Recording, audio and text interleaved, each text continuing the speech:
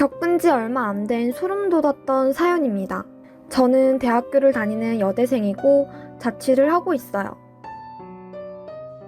오늘따라 유난히 바쁘고 조별과제를 하면서 신경이 곤두섰던 일도 한두 가지가 아니라 녹초가 된 상태로 자취방으로 돌아왔습니다. 저는 도착하자마자 바로 샤워하는 습관이 있습니다. 그래야만 스트레스가 다 풀리거든요. 그렇게 옷을 벗으려는 도중에 갑자기 누군가 문을 두드리면서 불이 났다는 거예요. 불이에요, 불! 거기서 빨리 나오세요! 저는 화재랑은 거리가 멀어서 제 눈앞에 불이 난 현장이 엄습해오니 실감이 안 나 얼어붙어 있었습니다. 아, 빨리 나오시라니까요. 위험해요. 그런데 아무리 그래도 불이 나면 난리가 나야 하는 거잖아요. 근데 평소처럼 아니 이상할 정도로 너무 조용한 거예요. 그래서 저는 문에 귀를 대어봤어요. 귀 대보니까 사람이 안 도망가고 문 건너편에서 기다리고 있는 듯한 게 느껴지더라고요. 도저히 문구멍으로 밖을 볼 자신은 없었고 그냥 그 자리에서 아무 말 없이 얼어붙어 있었어요.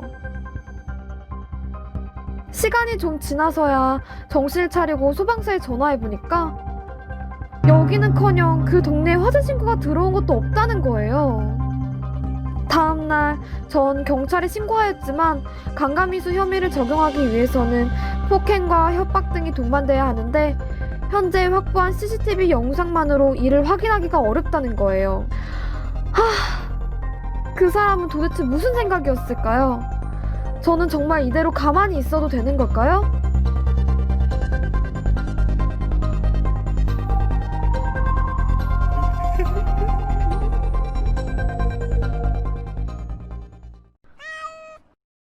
다들 트라우마 하나씩 가지고 있지 않나요? 저는 조금 다른 트라우마를 가지고 있는데요. 그건 바로 마네킹이에요. 제가 초딩 때 일이었어요. 저희 언니가 옛날에 쇼핑몰을 차렸거든요. 물론 잘 되진 않아서 얼마 안 돼서 망했어요. 그러다 보니 이것저것 처리하는데 마네킹이 있는 거예요.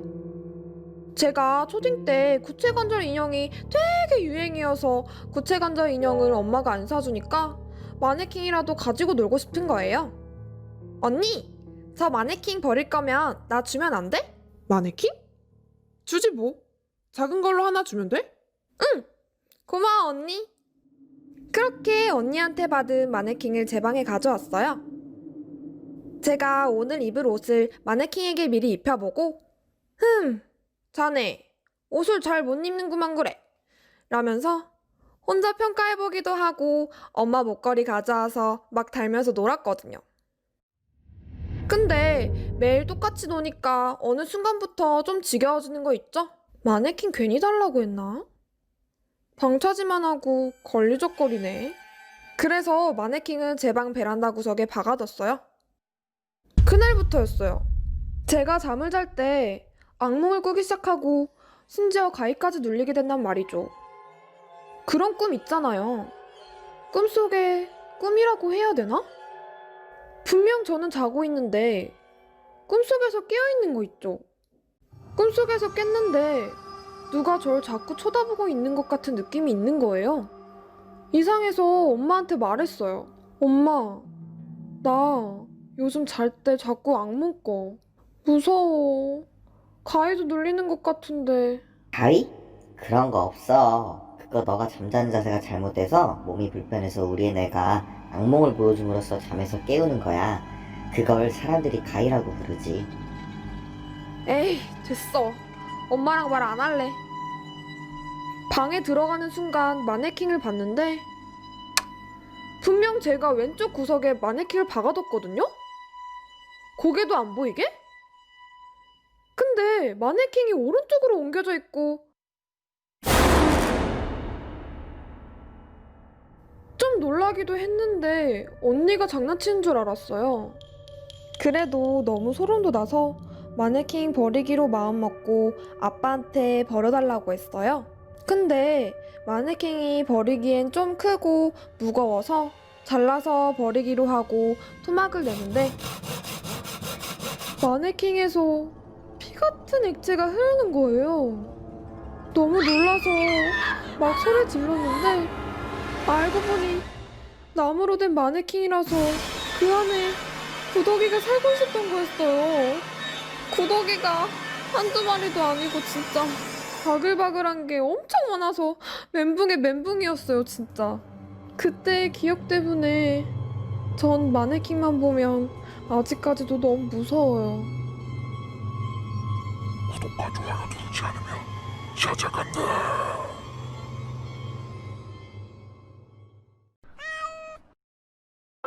안녕하세요. 저에게는 늦둥이 남동생이 있습니다. 전 22살이고 동생은 6살이죠. 평소에 말없던 동생이 어느 날 저에게 와서는 자기 유치원 앞에 있는 놀이터에 가자고 조르는 거예요. 맨날 놀이터 가자. 조르지 않았던 동생이 부탁하니 바쁘긴 했지만 어쩔 수 없이 놀이터에 갔어요. 그런데 무작정 저보고 그네에 타라는 거예요. 당황해서 응? 누나 그네 타라고?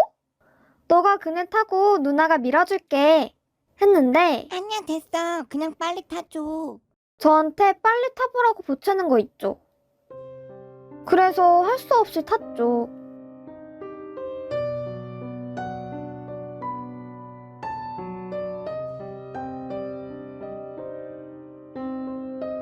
정말 어이없었던 건 몇 번 타는 거 멀뚱히 보고는 좀 이따 집에 가자는 거예요. 그렇게 집에 가고 다음날 누나, 놀이터 가자. 또 그네를 타러 가자는 거예요. 그래서 갔더니 또 저보고 타라더니 자기는 계속 보고만 있는 거예요. 이상하다 싶어. 근데 누나한테 왜 자꾸 타라는 거야? 했더니 그냥 웃으면서 그건 내일 알게 될 거야. 다음날 아침에 약속이 있어 방에서 앉아 화장을 하고 있는데 동생이 들어와서 쓱 보더니 에이, 뭐야. 재미없어. 이러고 나가는 거예요. 그리고는 거실에 있는 엄마한텐 완전 속았다 그러는 거예요. 저는 당장 궁금해서 엄마한테 뭐가 속았냐 그랬죠. 알고 보니 동생의 유치원은 그 건물은 엄청 오래됐고 예전 6.25 때 병원으로 쓰였던 건물이라는 거예요. 그래서 뒤에 무덤도 많고 해서 전설이 많은데 저한테 타라고 했던 그 그네의 전설은 이틀을 연속으로 타면 죽는다는 전설 중 하나였던 거예요. 이게 말이나 되는 일일까요? 저 정말 충격 먹고 동생한테 엄청 실망했어요. 정말 이해가 안 가서 그런데 또래 애기들이면 할 수도 있는 장난인 건가요? 제가 너무 심각하게 생각하는 건가요?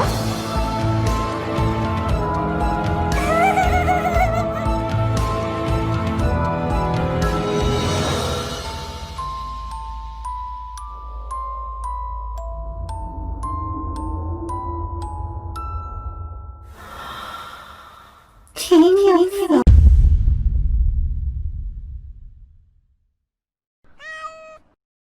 저는 20대 중반의 직장인입니다. 해마다 이맘때쯤이면 생각나는 절대 지울 수 없는 기억이 하나 있어요. 제가 중학교 2학년 여름에 있었던 일인데 저는 외동이었고 부모님과 함께 셋이 살고 있었죠. 그러던 어느 날 부모님이 갑자기 모임에 가신다며 밤늦게 나가시게 되었어요. 금방 오신다곤 했는데 저만 혼자 두고 가시는 게 걸리셨는지 같이 가자고 하셨죠. 너무 늦은 시간이었고 다음날 제출할 미술 과제를 미처 완성하지 못해서 그냥 집에 있겠다고 했어요. 수정아, 미안해서 어쩌지?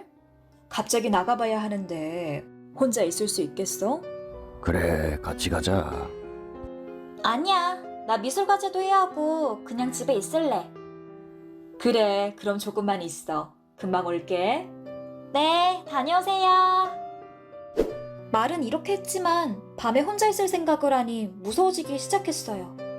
잘 때도 무서워서 꼭 스탠드라도 켜두고 자야 하는 타입이었거든요. 그런데 미루고 미루던 미술 과제 제출일이 바로 그 다음 날이라 그림을 꼭 완성시켜야 해서 전 제 방 책상에 앉아 열심히 그림을 그렸어요. 저희 집은 30평대 아파트였는데 혼자 있으니까 왜 그리도 넓게 느껴지던지. 온 집안에 불이란 불은 다 켜고 거실에 TV와 제 방에 라디오까지 켜두었어요. 그러니까 조금은 덜 무섭더라고요. 한참 그림을 그리고 있다 보니 어느 정도 그 상황에 적응도 되고 덜 무서워서 그림을 그리다가 눈꺼풀이 무거워지기 시작했어요. 인간은 적응의 동물이라는 게 과언은 아닌지 저 같은 겁쟁이가 그 상황 속에서 졸았다는 게 신기해요. 그런데 지금 생각해봐도 정말 믿기지 않은 일들이 일어나기 시작했어요. 세상에 저 혼자밖에 안 남은 것처럼 시간이 멈춰버렸고 틀어놓은 TV와 라디오 소리가 들리지 않더니 제 오른쪽 팔에 사람 손이 올라오는 거예요.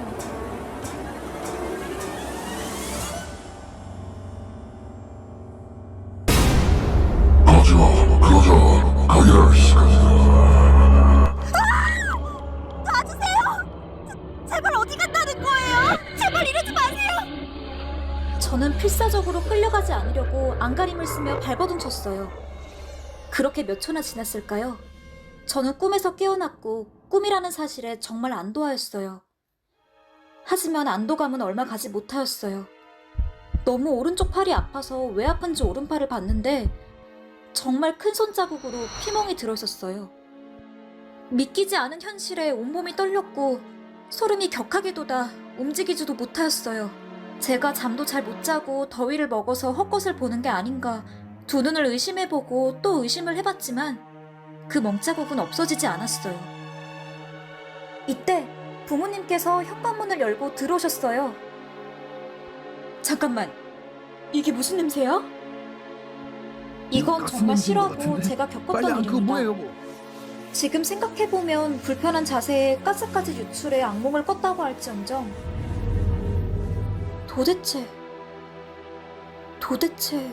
그 팔의 피멍 자국의 정체는 무엇이었을까요?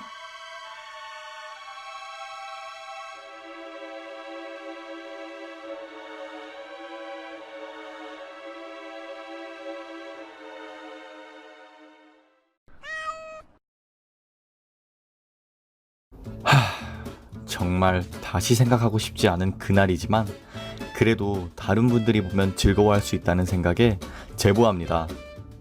저는 군대에서 즐겨봤던 영화 타짜를 이번에 영화관에서 재개봉하길래 바로 보러 갔습니다. 역시나 다시 봐도 너무나도 재밌는 거예요. 그래서 집 가는 길에 내적 흥폭발을 하며 집에 왔는데 불이 다 꺼져 있는 거예요. 아직 흥이 꺼지지 않은 상태라 이젠 내적이 아닌 외적으로 모든 대사를 풀었죠. 아이씨, 맥주가 씨앗이도 안 돼가지고 이씨. 잠깐만. 야, 왜 자꾸 주머니로 손이 가? 이거 뭐야?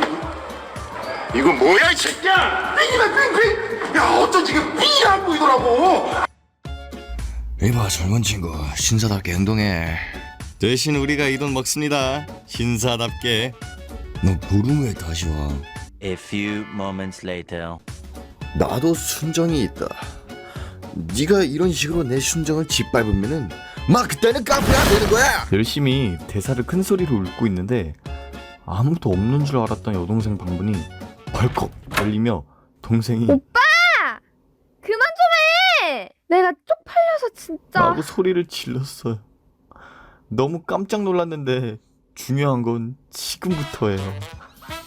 소리 지르는 여동생 뒤로 웃겨서 입을 틀어막거나 아래를 보거나 허공을 보는 친구들이 보였어요. 알고 보니 여동생 친구들은 동생 방에서 다 같이 컴퓨터로 영화를 보고 있어서 불이 다 꺼진 거였죠. 군이야, 담배 하나 찔러봐.